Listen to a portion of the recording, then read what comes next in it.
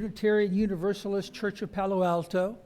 We gather, our different paths entwine to deepen our spiritual lives, nourishing connection, learning from each other, caring for each other, tending to our world. And we'll see how the thing goes, but if you need to, remember to scooch over so that there'll be room for latecomers to find some seats. And if you're here in person and you have questions about Unitarian Universalism or this congregation, please stop by the welcome table with the blue tablecloth and chat with a friendly member of our worship team. You can leave your contact information.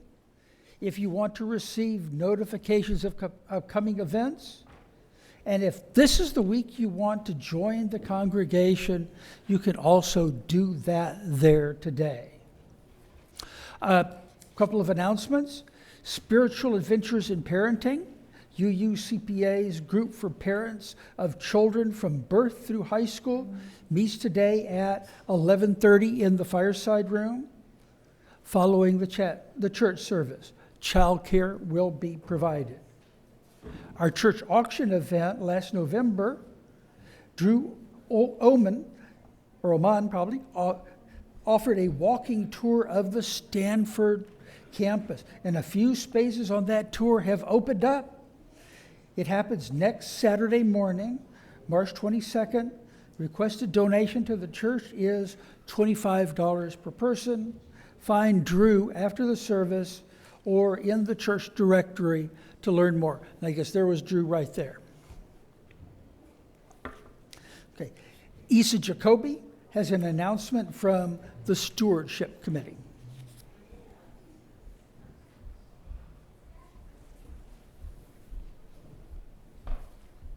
Good morning. Good morning. You wonder what I say from the Stewardship Committee, huh? Our Pledge Week has been so far successful, but not from everybody. So we would like to encourage you to send an email at pledge@uucpa.org and do that hopefully as soon as possible so that the Finance Committee can decide on a budget with all the information they need. If you have any questions, today it's in the writing, and any of us from the Stewardship Committee can give you further explanation. Thank you very much.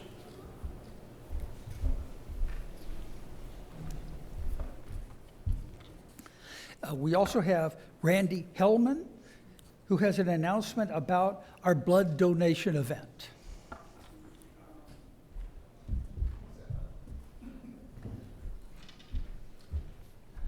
Morning.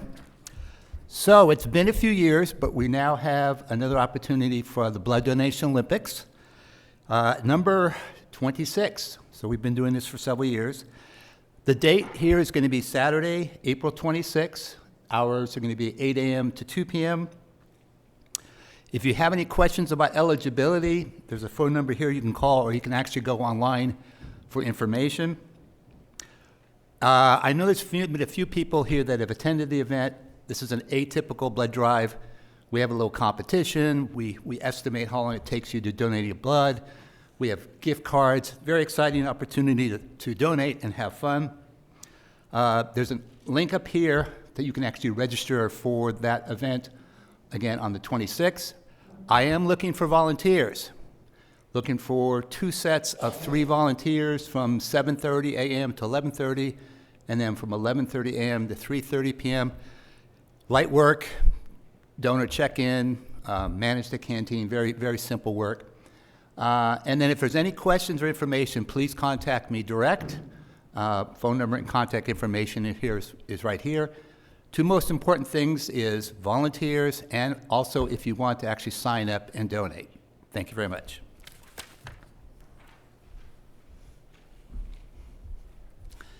And now Edie Keating will tell us about this month's Justice Partner, Heart and Home.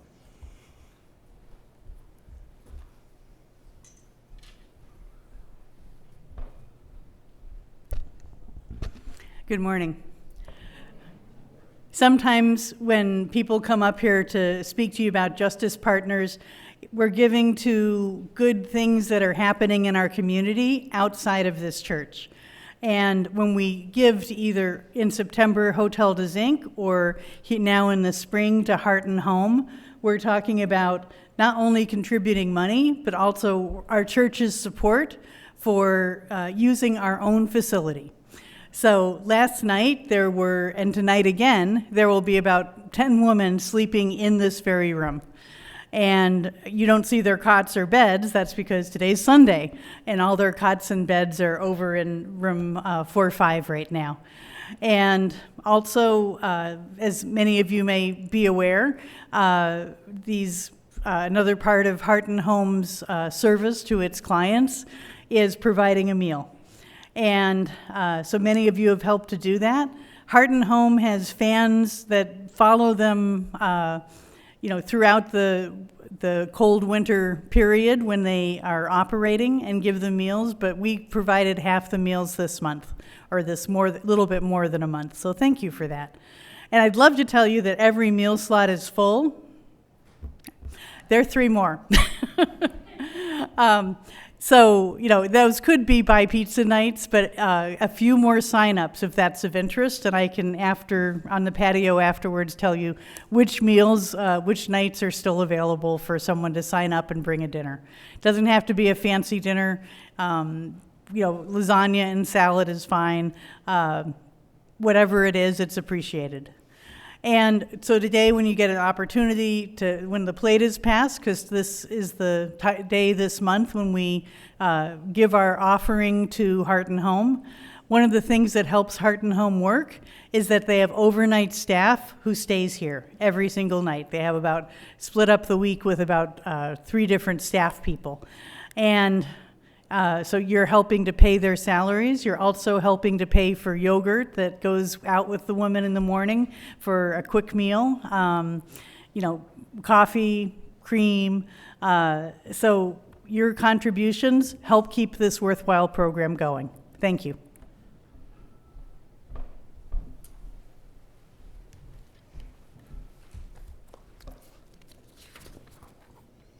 And there are many other announcements that are printed in your order of service. Our worship leader this morning is UUCPA's own Matthew Rosin. Matthew is a stay-at-home dad, writer, and composer. Among his writings, he is the author of a memoir and a Substack newsletter. Both are entitled Fatherhood is Learning. Matthew's involvements at UUCPA include coordinating the Spiritual Adventures in Parenting group, which will be meeting following the service today, co-leading the By Your Side Singers Pastoral Care Choir, and helping UUCPA's efforts as a welcoming congregation. And now, let us begin our service.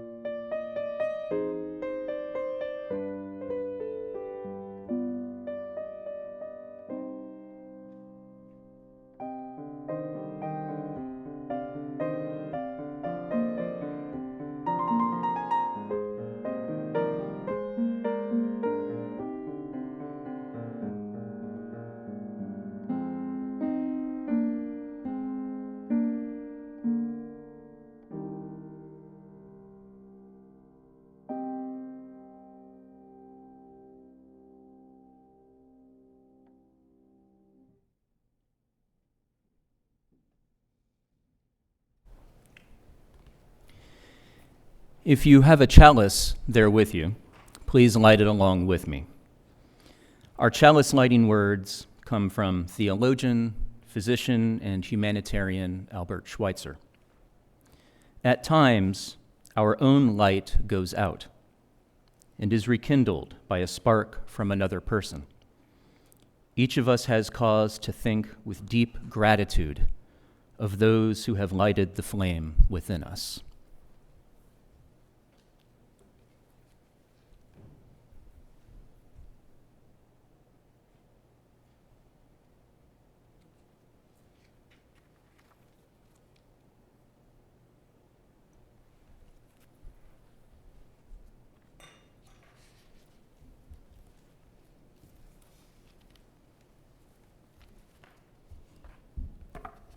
With our centering words, each week we draw on the many sources of our living tradition.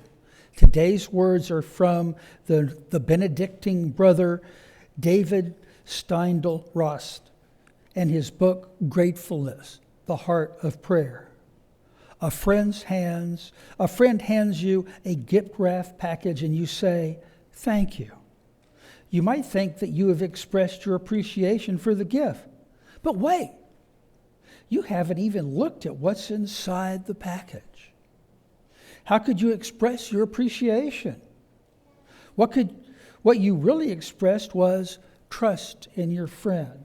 A grateful person will say thank you before checking what's inside the gift wrapping.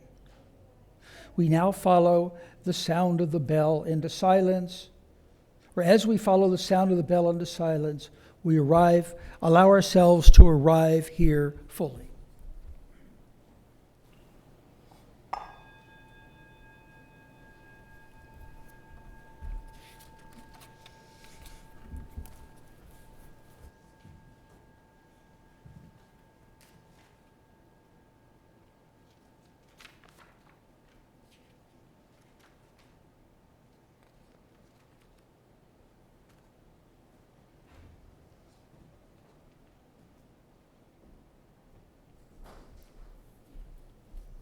If you are young or young at heart, I invite you to sit with me here on this beautiful blanket here at the front of the hall with me and Reverend Kat.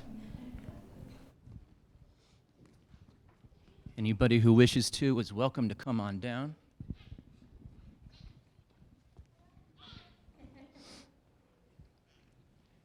It's good to see you all.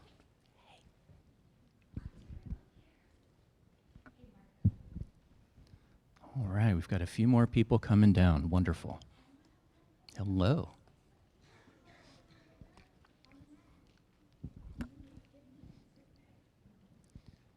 Welcome.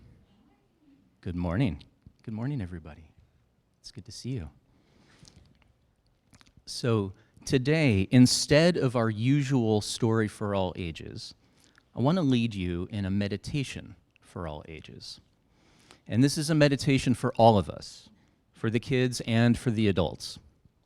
So to begin, I invite you to close your eyes. Feel where your feet are, whether they're on the floor or folded in your lap. Feel the chair or the floor that holds you up as you sit. And if you're sitting in a family member's lap, feel your family member supporting you. Take a deep breath in, out. One more. In, out. Now, with your eyes still closed, I invite you to think of someone who helped you during the past week. Hold on, let's listen. Maybe someone sat next to you quietly when you were sad, put a hand on your shoulder, or gave you a hug. Perhaps someone made your day a little easier. Maybe they helped you with a chore, or made sure you got to an activity that you love. Maybe someone made you laugh. Perhaps someone taught you or showed you something that surprised or fascinated you. and you're excited to learn and do more. Maybe you were ill, and someone cared for you. Perhaps someone sang you a lullaby, or stayed close while you drifted off to sleep. Imagine this person in your mind. See their face. Hear their voice. How do you feel when you remember this person and what they did for you? Do you feel warm in your chest? Maybe you feel light and easy, your face relaxed. Do you feel settled, steady on the floor or in your chair? Are you smiling? This feeling, wherever you feel it in your body, is called gratitude. Gratitude means you are never alone, that you are part of an interconnected web of being. Gratitude means you need others to be who you are, and that you are needed by others, are irreplaceable, just as you are. Now, open your eyes, and once your eyes come back into focus, I invite you to take a moment to look around the room at the faces of the people around you. Who do you see? Whether you're here in the main hall or on Zoom or whatever room you're in now, really see the people around you. Every single person in this room is grateful for someone, for something. Perhaps they are even grateful for you. Each of us is needed, and we need each other. So if you're down here at the front, having done all of this, how do you feel? Does anybody have any observations? Happy. Kat says happy. You've got a connection there. You feel happy too. There's another connection. Happy. Wonderful. Well, thank you very much for doing this meditation with me. And the next thing we're going to do is we're going to sing. We're going to sing Come Sing a Song With Me, which is number 346 in the gray hymnal. The words will be on screen and in the online order of service. And if you are going to children and youth religious education, which might be a lot of people sitting here with me right now, please sing along until the last verse. That's the one that says, "Come share a rose with me." And then you can follow Reverend Kat and meet your teachers in the church lobby, okay? So please rise or in body or like me in spirit and join in singing Come Sing a Song With Me.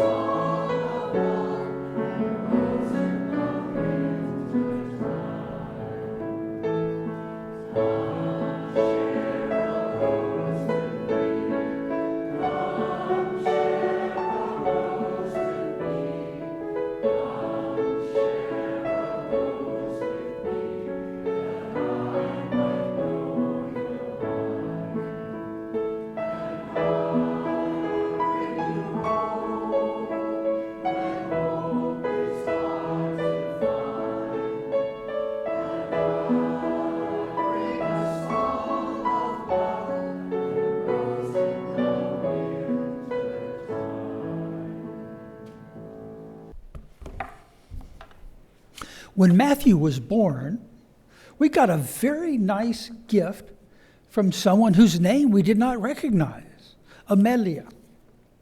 My grandmother had divorced my natural grandfather very early on. Amelia was his sister, my great aunt.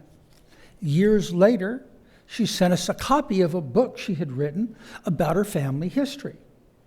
She was from a Tejano family that had lived in or near San Antonio since before the Texas Revolution. Now retired, Amelia lives with gifts. She charts our family history and traces the connections that link us generation to generation. My children don't like visiting an old woman. They tire of waiting on her slow cane shuffle and fidget when she pulls out the inevitable album. Pictures of dead relatives, musty and black and white. The children grow impatient when she shows them a mail order coat of arms and tells them the story of an Irish court jester whose antics so pleased the Spanish king that he was knighted and given the hand of a lady. The children don't appreciate the love inside a book she wrote about an ancestor who signed the Texas Declaration of Independence, a man whose name is confused with that of another. It seems there were just too many Franciscos in the family Ruiz. The children don't yet understand that everyone dreams of being Anastasia the Lost, heir to a crown, that we stand inside the web of our connections. Please rise in body or spirit and join in singing We Give Thanks, number 1010 in the teal hymnal. The words are on screen and in the online order of service.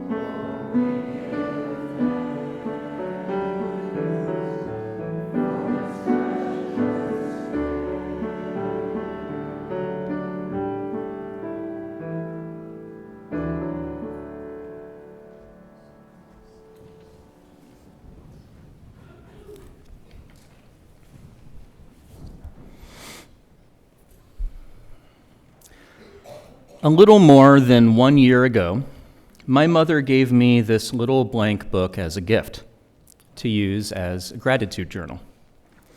She'd heard a sermon here at UUCPA, preached by our then sabbatical minister, the Reverend Peter Faraday, about the importance of gratitude as a spiritual practice. And inspired, she bought me the journal and passed it along. The gift was well-timed. I'd already begun to explore gratitude as part of my journey with long COVID. I've been living with long COVID for almost 2 years now. During that time, my symptoms have ranged among intense brain fog, exhaustion and pain following exertion, headaches, joint pain, tingling heat in my face and arms, which I feel right this moment, and nowadays, chronic fatigue. My days are a careful rhythm of activity and rest, and incidentally are the reason why these days I usually rise in spirit for the hymns. As part of caring for myself alongside chronic illness, I'd begun meditating on gratitude for my bodily discomfort. I'll say that again. Gratitude for my bodily discomfort. That might strike you as nonsensical, and to be clear, I do not enjoy hurting. But fighting with pain, resisting it, panicking over it, I had learned, only made it worse. The best I could do was acknowledge my body's limits, honor what those limits were asking of me, and provide conditions for those limits to change over time. I'd learned to welcome my physical discomfort as a messenger. For example, if my head was aching, I would lie down to meditate and mentally repeat slowly these words. Thank you, headache, reminding me I need to rest. Thank you, headache, reminding me I need to rest. And gradually, the headache would release. Not because I had asserted control over it, but because its call to rest had been heard and honored.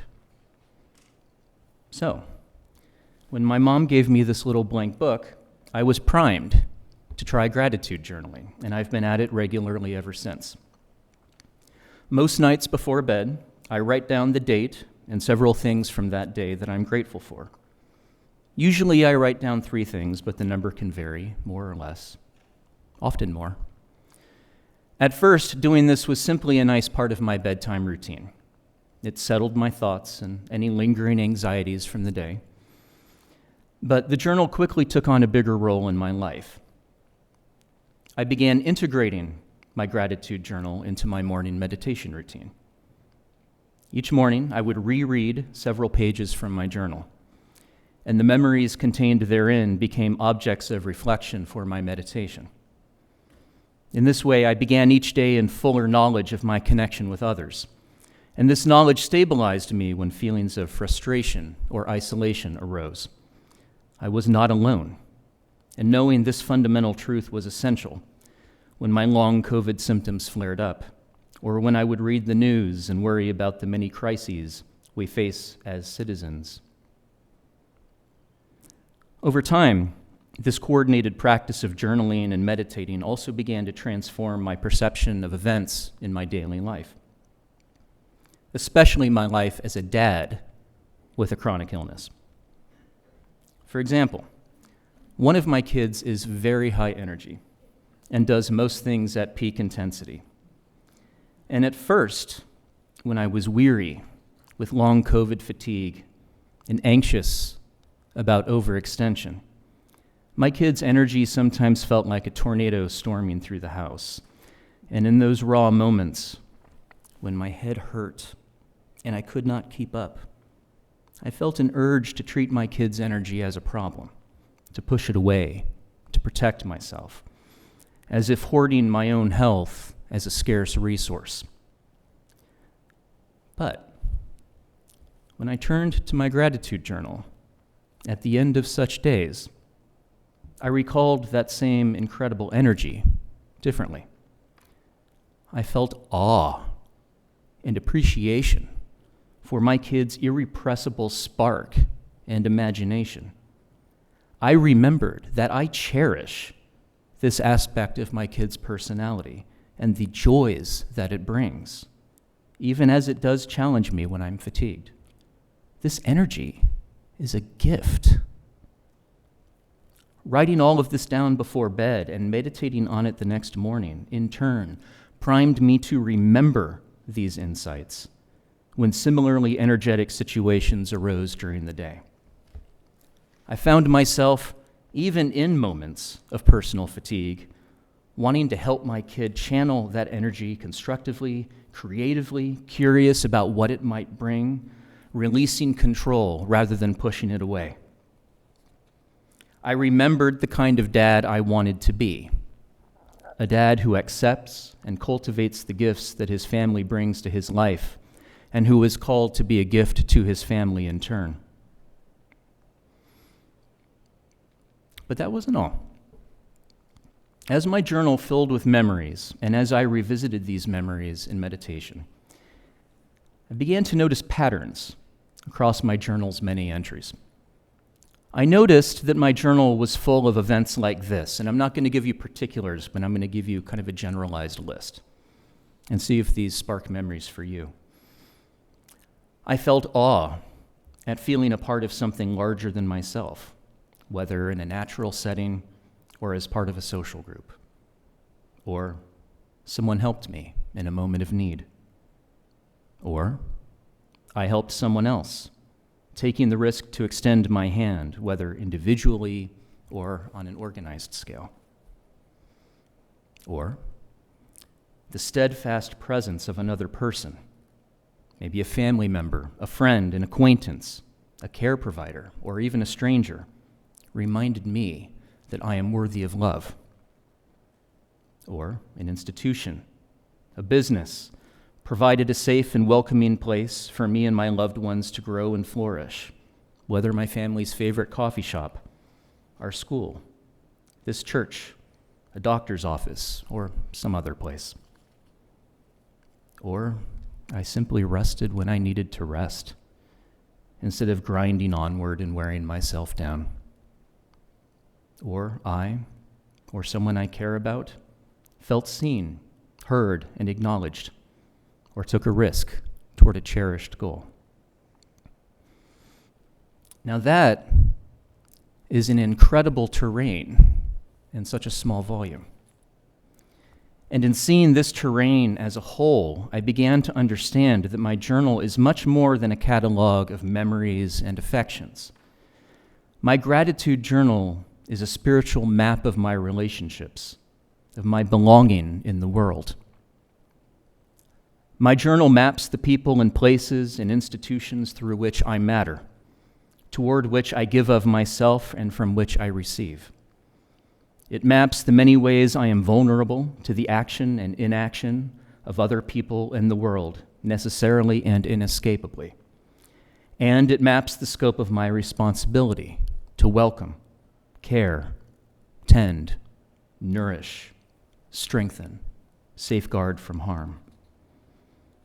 When I write something down in my gratitude journal, I am acknowledging implicitly my fundamental interdependence with that person, place, or practice.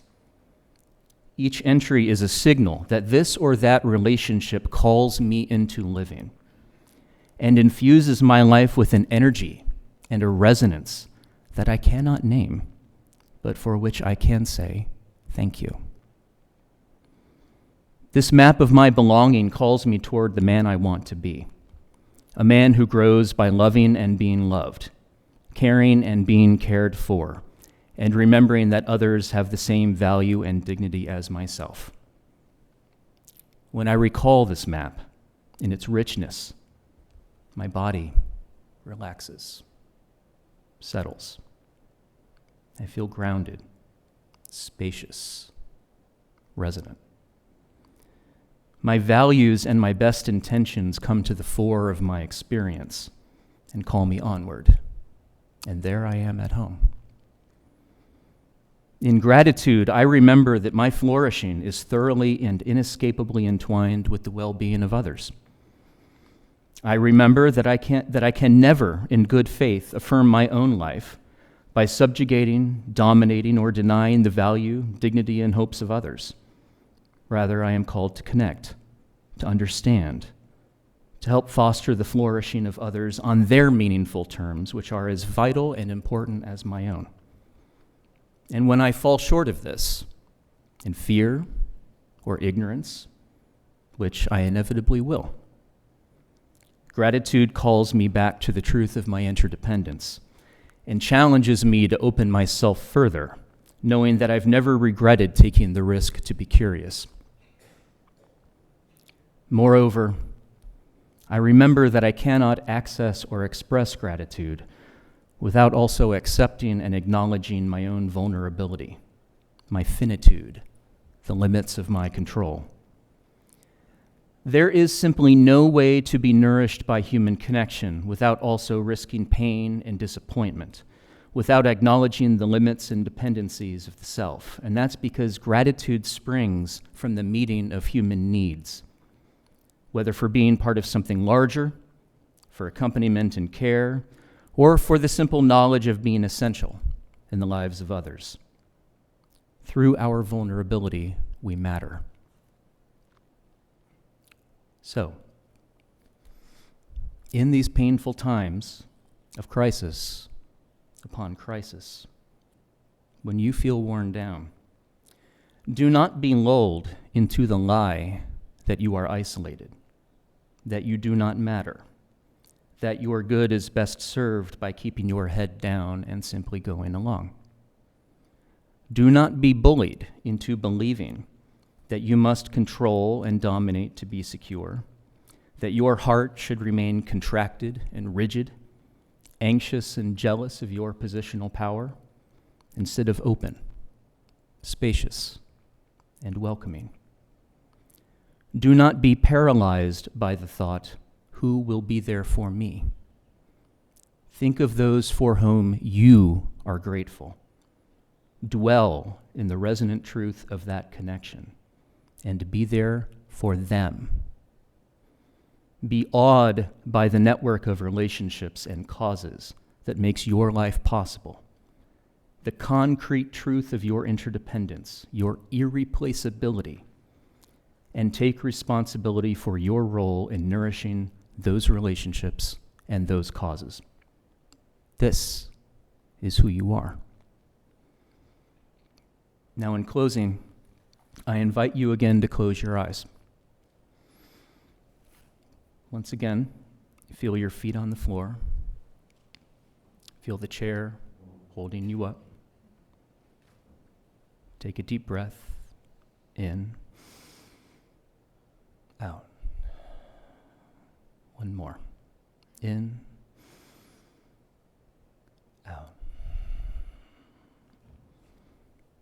Think of someone for whom you are grateful. Perhaps this person helped you in a vulnerable moment. Perhaps they are a steady presence that makes your life easier, more navigable, more flush with possibility. Perhaps they make you laugh.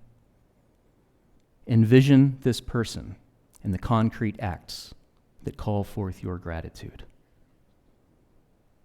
You are now responsible for what you do with this image, with this precious knowledge of your interdependence. To whom will you reach out? Who and what will you protect? Whose good is bound up with yours?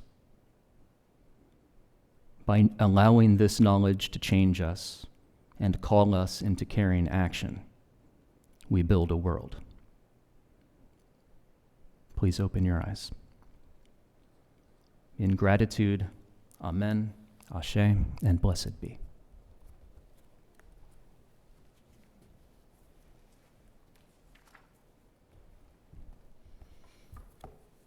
As a part of the Free Church tradition, we accept no money from any governmental body, nor do we receive money from any ecclesiastical authority, in order that we remain free to govern ourselves. In addition, toward their annual pledges, each week our members and friends may choose to give an additional contribution as a public witness that we are and remain a free faith. With our offering, we also assert that we are part of the interdependent web of existence. This month, your gift goes to the community organization that we have chosen as our justice partner. You can use cash or check, or the QR code, or text in the order of service. Please give generously to our partner, Hearth and Home.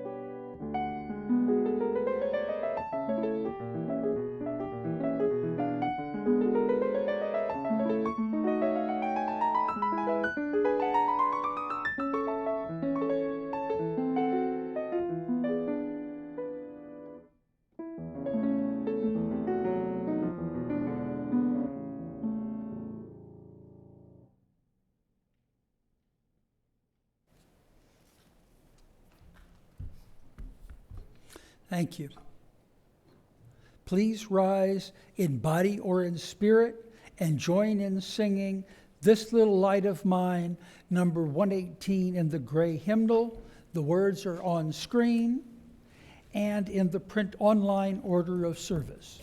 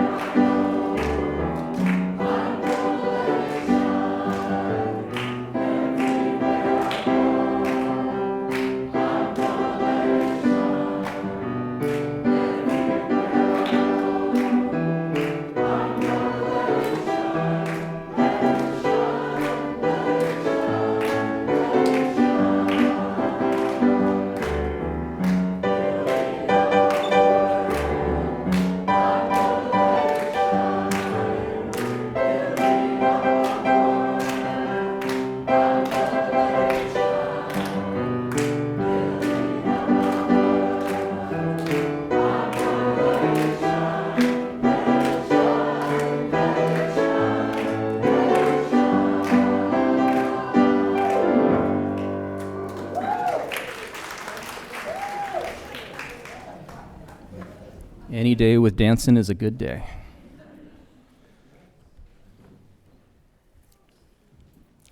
Our chalice extinguishing words come from "We Lift Up Our Hearts in Thanks" by the Unitarian Universalist minister Richard M. Fuchs.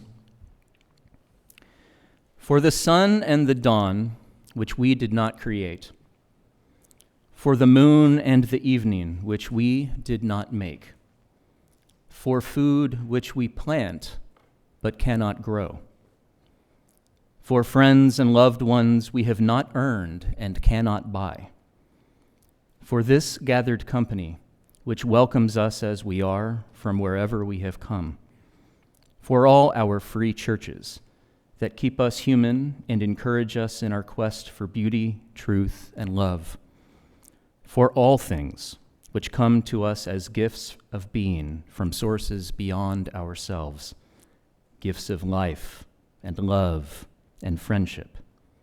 We lift up our hearts in thanks this day.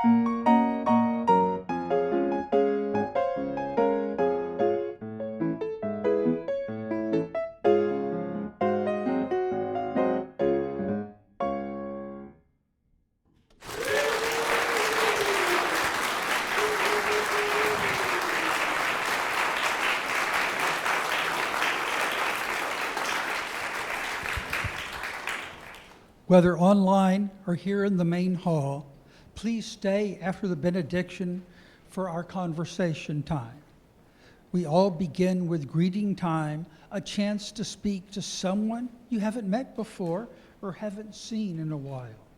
Old timers, please greet a newcomer and see if you can find out enough about what brought them here to introduce them to someone else they'll want to meet. Now, if you're online, please unmute yourself and touch hands virtually.